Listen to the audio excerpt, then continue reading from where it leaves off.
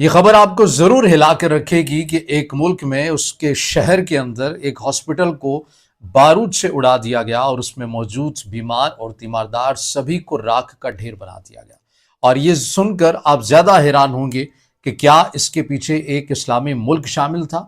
اسی پر آج کے اس ولاگ میں بات کریں گے۔ السلام علیکم، آج تاریخ ہے 30 اکتوبر 2025 اور میں ہوں رضا عباس۔ آپ سے درخواست کی ویڈیو کو لائک اور چینل کو سبسکرائب ضرور کیجیے گا۔ اپریل 2023 سے ہی ہم دیکھ رہے ہیں سوڈان کے اندر خانہ جنگی، اور اس کے اندر ہر گزرتے دن کے ساتھ مزید شدت آتی ہوئی جا رہی ہے۔ معتبر رپورٹس میں آپ کے سامنے رکھ رہا ہوں جو کچھ ہوا ہے، انسانیت سوز واقعہ ہوا ہے، اور اس سے بھی زیادہ دردناک اور ہولناک یہ چیز ہے کہ کیا اس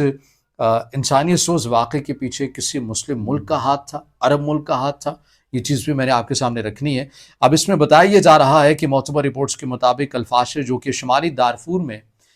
یعنی یہ ایک سوڈان کا شہر میں اس کی بات کر رہا ہوں، یہاں پر ایک مقامی اور بڑے ہاسپٹل کو نشانہ بنایا گیا، اور کچھ رپورٹس کے مطابق، کچھ میڈیا آؤٹلیٹ کے مطابق، واشنگٹن پوسٹ کے مطابق، اے پی نیوز کے مطابق اور ورلڈ ہیلتھ آرگنائزیشن کے مطابق اس ہاسپٹل کے اندر بیمار اور تیماردار اور عملہ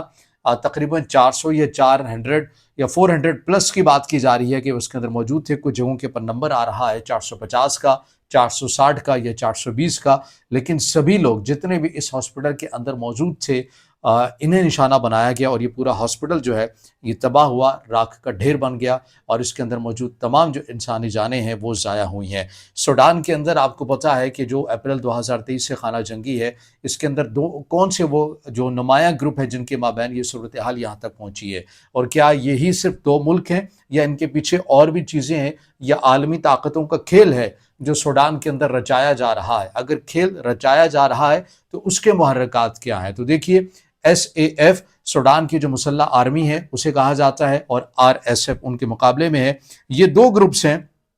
جن کے مابین اپریل 2023 سے ہی آپ تواتر کے ساتھ جنگیں دیکھتے ہوئے آ رہے ہیں، اور دونوں کا جو نیریٹو ہے، جو چیزیں ہیں، وہ یہ کہتے ہیں کہ ہم نے ملک کی اور ریاست کی جو باغ ڈور ہے یہ ہم نے سنبھالنی ہے۔ اب چونکہ دو گروہوں کی لڑائی ہے تو اس کا مطلب یہ نہیں ہے کہ یہ فقط دو گروہ ہی ہیں، بلکہ ان کے ساتھ کچھ عالمی طاقتیں بھی آپ کو جڑتی ہوئی نظر آ رہی ہیں۔ مثال کے طور پر ایس اے ایف کی بات کی جاتی ہے کہ ممکنہ طور پر اس کی جو سپورٹ ہے وہ مصر کرتا ہے، ترکی کرتا ہے، روس کرتا ہے، اور کہیں نہ کہیں ایران کا نام بھی اس کے ساتھ شامل ہو جاتا ہے۔ دوسری سائڈ کے اوپر آر ایس ایف ہے۔ آر ایس ایف سے متعلق دیگر کچھ ممالک کا نام اس طرح سے تو نہیں ملتا، لیکن جس شدت کے ساتھ یو اے ای کا نام جڑتا ہے آر ایس ایف کے ساتھ، کہ کھلے عام یو اے ای جو ہے وہ بڑے پیمانے کے اوپر جو اپنی عسکری طاقت ہے، ہتھیار ہیں، وہ آر ایس ایف کو پرووائڈ کرتا رہتا ہے۔ اب آپ کے لیے یہ حیران کن نکتہ ہوگا کہ چلیے مصر، ترکی، روس کی تو سمجھ میں آتی ہے، یہ ممالک اکثر افریقی کنٹریز کے اندر اپنے اپنے مفادات کے لیے کسی نہ کسی گروہ کو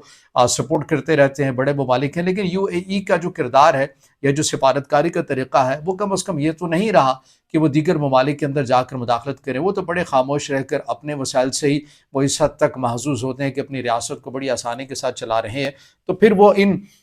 صومالیہ جیسے، سوڈان جیسے، ایریٹریا جیسے ممالک کے اندر جو بحیرہ احمر کے آس پاس ہیں، یہاں پر وہ کیوں اتنی مداخلت کو کچھ حالیہ عرصوں کے دوران بڑھاتا ہوا نظر آ رہا ہے؟ تو اس کی وجہ یہ ہے، لگتا ایسے ہے کہ یو اے ای جو ہے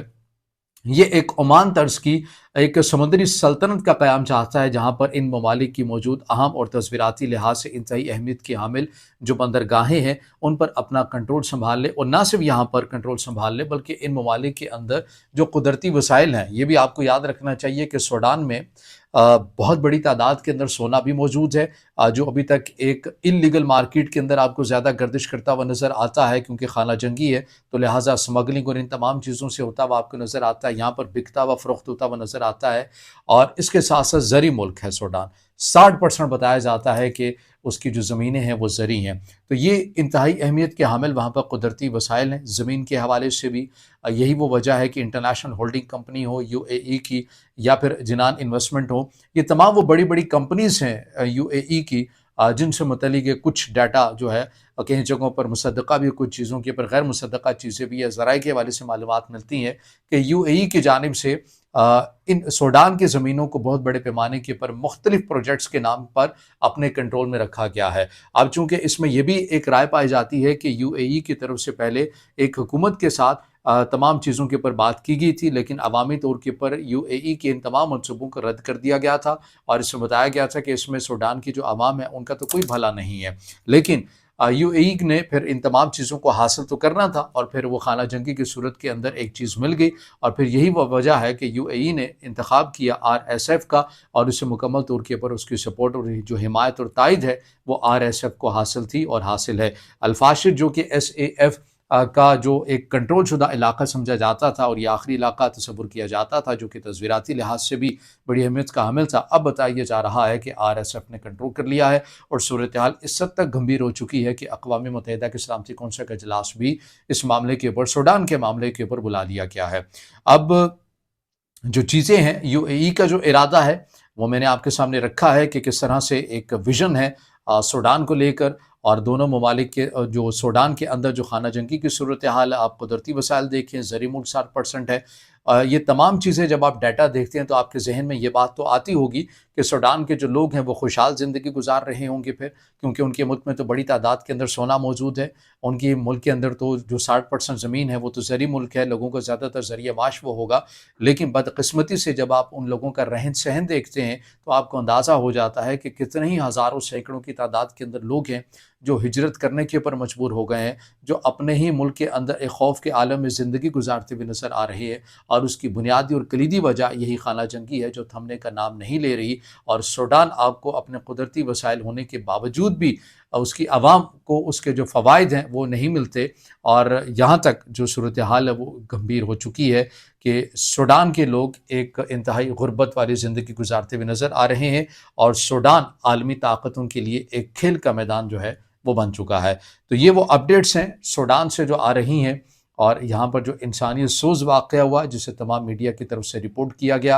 अक़वाम मुत्तहिदा की सलामती कौंसिल में इजलास बुला लिया गया। अब देखना ये है कि बड़ी ताकतें इसमें पढ़कर सूडान का जो मामला है ये मुस्तकिल बुनियादों के ऊपर हल करते हैं या फिर उसी तरह जैसे 2023 से लेकर अब तक 2025 हो चुका है, ये भी ख़त्म होने वाला है साल और इसके अंदर खाना जंगी के अंदर कमी नहीं आई है। तो क्या ऐसे इक़दामात आलमी ताकतें कर लेंगी कि इन तमाम चीज़ों को रोका जा सके और सूडान के अंदर कुछ हुकूमत और इख्तियारात का तयन करके वहाँ के लोगों के लिए सुख और आसानी मुयस्सर की जा सके। तो तमाम वो डिटेल्स हैं जो आपके सामने रखी हैं। इससे जुड़ा आपका कोई सवाल हो या राय हो तो ज़रूर कमेंट में दीजिएगा। वीडियो को लाइक कीजिएगा, दोस्तों के साथ शेयर कीजिएगा और चैनल को सब्सक्राइब भी।